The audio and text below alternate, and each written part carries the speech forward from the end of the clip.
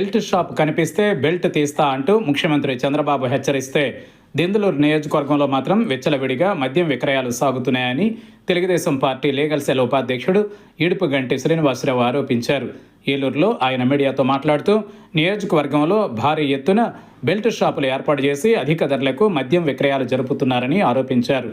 అధికారికంగా 17 మద్యం షాపులు ఉంటే అనధికారికంగా 300కు పైగా బెల్ట్ షాపులను ఏర్పాటు చేశారని ఆరోపించారు. ప్రతి మద్యం బాటిల్పై 20 రూపాయల నుంచి 30 రూపాయలకు పైగా అక్రమ వసూళ్లకు పాల్పడుతున్నారని అన్నారు. ముఖ్యమంత్రి చంద్రబాబు పారదర్శకంగా మద్యం పాలసీని తీసుకొచ్చారని, అయితే ఆ మద్యం పాలసీకి తమ పార్టీ నేతలే తిలోదకాలు వదులుతున్నారని అన్నారు. మద్యం అధిక రేట్ల విక్రయాలపై, అనధికార బెల్ట్ షాపులపై అధికారులు ప్రభుత్వం దృష్టి సారించాలని డిమాండ్ చేశారు. మా పార్టీ కోసం, మా పార్టీ కార్యకర్తల కోసం, మా పార్టీ నాయకుల కోసం నేను వెళ్ళటం అయితే జరిగింది, నేను అటెండ్ అవ్వటం జరిగింది. అయితే మా గవర్నమెంట్ వచ్చిన తర్వాత మా నాయకులు చంద్రబాబు గారు, లోకేష్ గారు, పవన్ కళ్యాణ్ గారు సంయుక్తంగా ఆలోచన చేసి అప్పటి వైఎస్ఆర్ గవర్నమెంట్లో లోపభూయిష్టంగా ఉన్న లిక్కరు అది ఎక్కువ రేటుకి అమ్మటం, సామాన్యుడికి చెరువులోకి తీసుకురావాలనే ఉద్దేశంతో నాణ్యమైన లిక్కరు సరసమైన రేటుకి ఇంట్రడ్యూస్ చేస్తూ ఒక పాలసీని 2024లో మా ప్రభుత్వం ఇంట్రడ్యూస్ చేయడం జరిగింది. ఆ పాలసీని ఇంట్రడ్యూస్ చేసిన క్రమంలో ఎవరైనా యాక్షన్లో పార్టిసిపేట్ చేయొచ్చు అనేది ఆ పాలసీలో చెబితే, దురదృష్టవశాత్తు మా దెందులూరు నియోజకవర్గంలో ఫ్రీగా లైసెన్స్లో యాక్షన్లో పార్టిసిపేట్ చేసే అవకాశం లేకుండా చాలా నిర్బంధంగా జరిగింది. అది అందరికీ తెలిసిందే. సాక్షాత్తు ఎక్సైజ్ డిపార్ట్మెంట్ దగ్గర వీధి గూండాలను పెట్టి యాక్షన్లో పార్టిసిపేట్ చేయకుండా ఆ రోజు మా దెందులూరు నియోజకవర్గ నాయకుడు తన దాష్టీకాన్ని ప్రదర్శించి సరిగా టెండర్లు కూడా పడని పరిస్థితి తీసుకొచ్చి ఈ రాష్ట్ర యొక్క ఖజానాకి కొంత గండిపడేటట్టుగా చేయటం జరిగింది. ఆ పరిస్థితుల్లో కూడా కొంతమంది లైసెన్సీలు, ఓ 4-3 ధైర్యంగా పార్టిసిపేట్ చేస్తే, వాళ్ళకు షాపులు వస్తే వాళ్ళ మీద దాష్టీకం సాగించి వాళ్ళను సరెండర్ చేసుకుని ఆ షాపులను కూడా తన కబంధ హస్తాల్లోకి తెచ్చుకుని ఈరోజు దెందులూరు నియోజకవర్గంలో ఏ లైసెన్సీ ఎక్కడ షాపు నడుపుతున్నాడో ఆ భగవంతుడికే ఎరుక, ఎవరికీ తెలియదు. మొత్తం అన్నీ ఒకటే బ్రాండ్, సాయి బాలాజీ వైన్స్.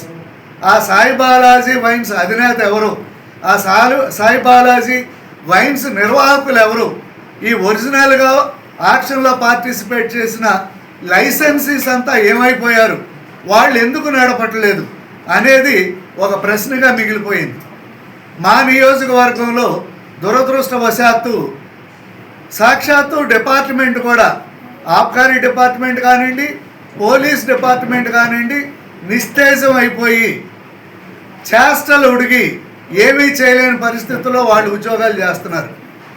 అదే క్రమంలో మా పార్టీ నాయకులు కానీ ప్రతిపక్ష నాయకులు కూడా ఎవరూ నోరెత్తకుండా వాళ్ళందరినీ భయభ్రాంతులకు గురి చేసి వాళ్ళ మీద రకరకాల కేసులు పెట్టి వైసీపీ ప్రభుత్వంలో కన్నా కూడా దారుణంగా మా నియోజకవర్గంలో ఒక వ్యక్తి తన స్వార్థం కోసం, తన ఆర్థిక స్వావలంబన కోసం తను లోగడ ప్రకటించిన పార్టీని, ప్రత్యేక పార్టీని పెడతానన్న నినాదంతో ఆ పార్టీని మళ్ళీ ఏర్పాటు చేసుకోవడానికి, దానికి ఆర్థిక నిధులు సమకూర్చుకునే దిశగా అందరినీ నోళ్లు మూయించి ఏకఛత్రాధిపత్యంగా బడుగు బలహీన వర్గాల ప్రజల నుండి జలగల్లా రక్తం పీలుస్తూ సీసాకి 10 నుండి 50 రూపాయలు ఎక్సెస్ వేసి ఈ నియోజకవర్గంలో బెల్ట్ షాపులు 17 లైసెన్స్డ్ షాపులు ఉంటే 350 నుండి 400 బెల్ట్ షాపులు ఈరోజు దెందులూరు నియోజకవర్గంలో పనిచేస్తూ జరుగుతున్నాయి.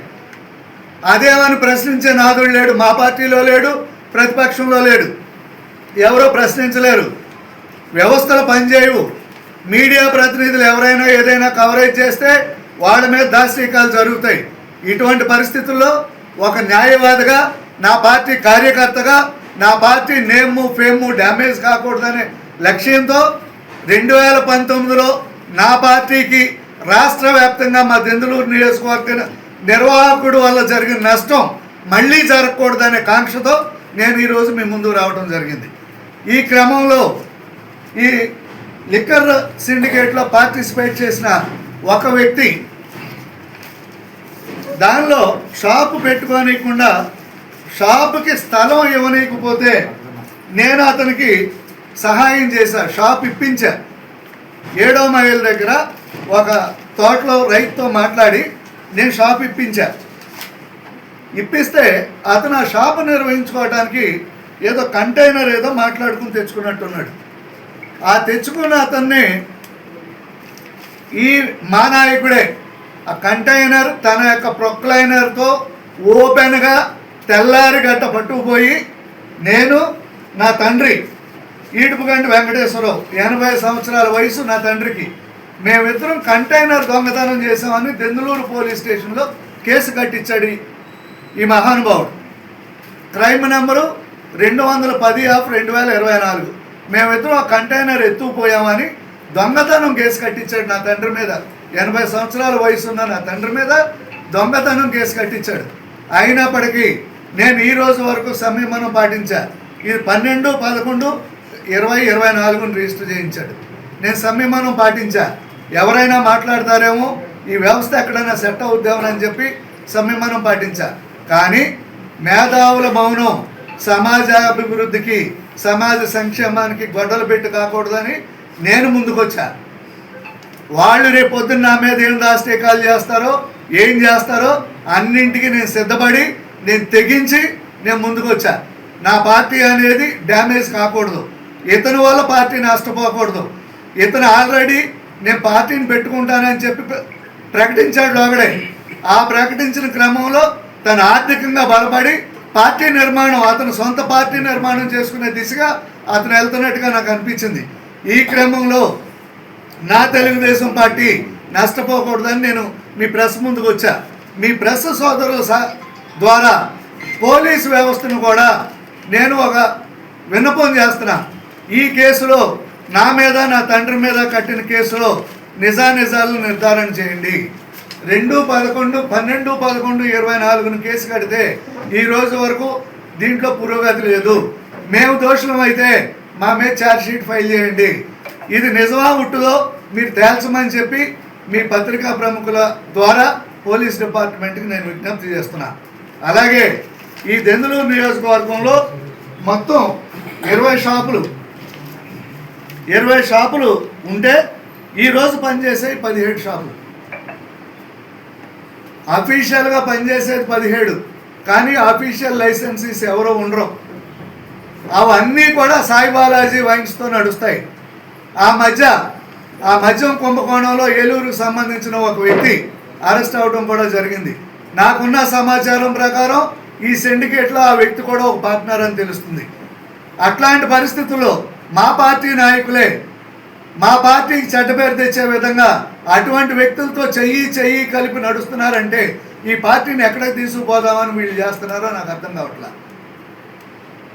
350 నుండి 400 మద్యం షాపులు ఉన్నాయి దెందులూరు నియోజకవర్గంలో. ఆ మద్యం షాపులు కూడా చేసాలదే. నేను స్వయంగా నా గుమస్తాను పంపించి రాత్రి షాపులు పర్చేజ్ చేశా. మీకు నా పేమెంట్ రిసిప్ట్స్ కూడా నేను మీకు మీడియాకి ఇస్తా. పక్కన కృష్ణా జిల్లాలో 200 ఎంఆర్పి ఉన్న దగ్గర మా నియోజకవర్గంలో 210 రూపాయలు. అదే సీసా బెల్ట్ షాప్లోకి వెళ్తే 230 రూపాయలు. చీప్ సీసా బెల్ట్ షాపులో 30 రూపాయలు ఎక్సెస్ ఎంఆర్పి పైన. ఈ డబ్బంతా ఎవరు బొక్కసానికి చేరుతుంది అని నేను అడుగుతున్నా. బెల్ట్ షాపు ఉంటే బెల్ట్ తీస్తానని చంద్రబాబు గారు ఎప్పుడో ప్రకటించారు. ఈ రోజుకి మా నాయకులకి చిత్తశుద్ధి కొరవడి ఏ ఒక్కళ్ళో కూడా బెల్ట్ షాపుల మీద మాట్లాడట్లేదు సరికదా. ఇక్కడ దెందులూరు నియోజకవర్గంలో అధికారంలో ఉన్న నాయకుడే ఈ దుర్మార్గాలకు పాల్పడుతుంటే ఎవరికి చెప్పాలో తెలియక నేను మీ ముందుకు రావడం జరిగింది. ఇదిగోండి 140 రూపాయలు ఓల్డ్ ఎడ్మిరాల్ ఎంఆర్పి 140 రూపాయలు. మ్యాన్షన్ హౌస్ ఎంఆర్పి 210 రూపాయలు. కింగ్ ఫిషర్ బీర్ 200 రూపాయలు ఎంఆర్పి. ఈ 3 కలుపుకుంటే ఎంత? ఇది 200, 140, 340, 210, 550 రూపాయలు బిల్లు. 550 రూపాయలకి 640 రూపాయలు ఇచ్చుకొని కూర్చోం. బెల్ట్ షాప్ రేట్ 640 రూపాయలు.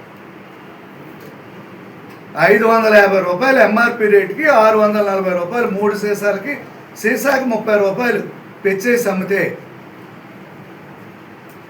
మా చంద్రబాబు గారు, లోకేష్ గారు, పవన్ గారు రూపకల్పన చేసిన పాలసీ యొక్క ఉద్దేశంకి తూట్లు పడటం కాదా అని నేను ప్రశ్నిస్తున్నాను. ఈ అక్రమ సంపాదన అంతా ఎవరి బతుకంలోకి పోతుంది అని నేను ప్రశ్నిస్తున్నాను. 350 నుండి 400 మద్యం షాపులు, ట్యాబ్లెట్ లేని ఊరన్నా ఉంది కానీ మందు సీసా లేని సందు లేదు. ఇంత విచ్చలవిడితనంగా ప్రజలను తాగుబోతులు చేసి వీళ్ళ బొక్కసం నింపుకుంటూ ఈ పార్టీని ఏం చేద్దాం అనుకుంటున్నారు? 1924లో ఈ పార్టీ కోసం కష్టపడిన మాలాంటి వాళ్ళ కష్టం కొంతమంది కబంధ హస్తాల్లోకి పోయి వాళ్ళు ఆర్థికంగా బలపడటం కోసం మేము చేయలే. మేము పార్టీ కోసం, సమాజం కోసం చేసాం. ₹1 ఫీజు తీసుకోకుండా మేము కేసులు చేసాం, వందలాది కేసులు చేసాం. ఇటువంటి దుర్మార్గుల చేతిలో పడి పార్టీ నలిగిపోవడానికి మేము ఆ రోజు చేయలే. కాబట్టి మీ ద్వారా సమాజంలోని ప్రజలు, మా నియోజకవర్గంలో ఉన్న ప్రజలకు కూడా నేను విజ్ఞప్తి చేస్తున్నా. విఘ్నులైన ప్రతి ఒక్కళ్ళు ఆలోచన చేయండి. పార్టీని నాశనం కానిమాకండి, పార్టీకి డ్యామేజ్ రానిమాకండి. బయటకు రండి, నోరు విప్పండి, అన్యాయం మీద యుద్ధం చేయండి. ప్రతిపక్షం మాట్లాడకుండా పోయి మనం మాట్లాడకపోతే పార్టీ నాశనం అయ్యే పరిస్థితి ఉంటుంది. ఇటువంటి ఈ నాయకుడు ఈ విధంగా ప్రవర్తించే 2019లో మమ్మల్ని అధికారానికి దూరంగా తీసుకెళ్లాడు. మళ్ళీ అదే పరిస్థితులు పునరావృతం కాకుండా మీ ద్వారా సమాజానికి, డిపార్ట్మెంట్కి కూడా నేను విజ్ఞప్తి చేస్తున్నా. ఇదంతా కూడా కట్టడి చేయండి. సామాన్యుడికి సముచితమైన రేటుతో సముచితమైన మద్యం అందేటట్టుగా చర్యలు తీసుకోమని నేను విజ్ఞప్తి చేస్తున్నా. అనే పేపరు 7/2/2025 పబ్లిష్ చేసింది మా దెందులూరు ఎమ్మెల్యే సార్ అని. ఎనీ టైం మందు అని, ఏటీఎం దెందులూరు ఏటీఎం అని. ఇంకా నేనేం చెప్పాలా పబ్లిష్ అయ్యాక? నా నిర్వాహకులు ఎవరు? వీళ్ళకి లిక్కర్ పాలసీతో సంబంధం ఏంటి? నియోజకవర్గం అంతా వీళ్ళే నడపడానికి గల కారణం ఏంటి? ఆబ్కారీ వ్యవస్థ ఏమైంది? పోలీసు వ్యవస్థ ఏమైంది? ఇవన్నీ కూడా నేను ప్రజల దృష్టిలో పెట్టడం కోసం నిజానిజాలను పరిశీలన చేసుకోమంటున్నా. నేను నిజానిజాలను పరిశీలన చేసుకోమని ఈ జరుగుతున్న దారుణాలన్నీ కూడా మీ ద్వారా ప్రజల దృష్టికి తేవాలని చెప్పి నేను ఈరోజు ఈ ప్రయత్నం చేయడం జరిగింది.